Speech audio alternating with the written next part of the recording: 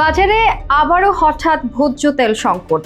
অভিযোগ, বিভিন্ন সুপার শপে চাহিদা মতো মিলছে না ভোজ্য তেল। তবে এমন পরিস্থিতিতে আশার খবর দিলেন বাণিজ্য উপদেষ্টা শেখ বশিরউদ্দিন। ভোজ্য তেলের সংকট শীঘ্রই কাটবে বলে আশ্বাস দিয়েছেন তিনি। বলেছেন, আগামী 7 থেকে 10 দিনের মধ্যে তেলের বাজার স্থিতিশীল হবে বলে ধারণা করা হচ্ছে।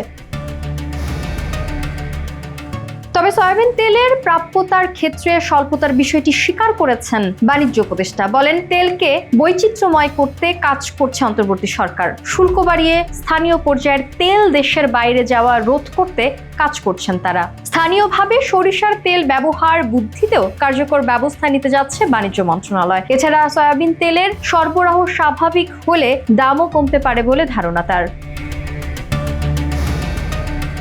চলমান সংকটের বিষয়ে সাংবাদিকদের সাথে আলাপকালে তিনি জানান, বাজারে বর্তমানে অন্যান্য নিত্য প্রয়োজনীয় পণ্য যথেষ্ট পরিমাণে থাকলেও তেলের ক্ষেত্রে কিছুটা সংকট দেখা দিয়েছে। কিছু দোকানে বোতলজাত সয়াবিন তেল পাওয়া যাচ্ছে না, আবার কোথাও বিক্রি হচ্ছে নির্ধারিত দামের চেয়ে বেশি দামে। তবে রমজান উপলক্ষে কোনো পণ্যের দাম বৃদ্ধি পাবে না বলেও আশ্বাস দিয়েছেন তিনি। আমি নিশ্চিতভাবে আশ্বাস করছি, আল্লাহর রহমতে কোনো পণ্যে এবং যত পণ্যের মূল্য এখন যা আছে, আমার কাছে মনে হয় ইনশাল্লাহ প্রত্যেকটা পণ্যের মূল্য আরো কমবে।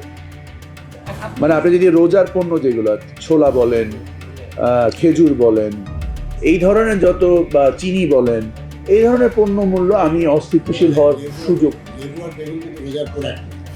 এ সময় সাংবাদিকদের প্রশ্নের জবাবে তিনি জানান, রমজানকে সামনে রেখে নিত্য প্রয়োজনীয় বেশিরভাগ পণ্যের সরবরাহ স্বাভাবিক থাকলেও তেলের ক্ষেত্রে কিছু সমস্যা দেখা দিয়েছে। তবে এই সমস্যা দীর্ঘস্থায়ী হবে না। তার মতে আগামী 7 থেকে 10 দিনের মধ্যে বাজার স্বাভাবিক হবে এবং সরবরাহের এ ঘাটতি দূর হবে।